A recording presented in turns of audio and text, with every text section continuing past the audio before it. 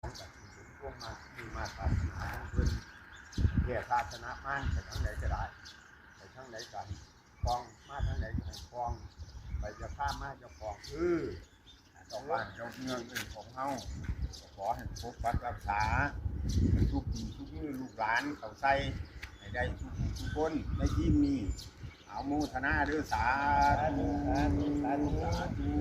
ปูไอ้ปูอันนี้คนกำว่าอ่านเด้อปูคันประสูติออกได้ก็จะให้ได้แกงเด้อนายกให้ลูกหลานจำบ่เมื่อยก็จะได้เป็นละละ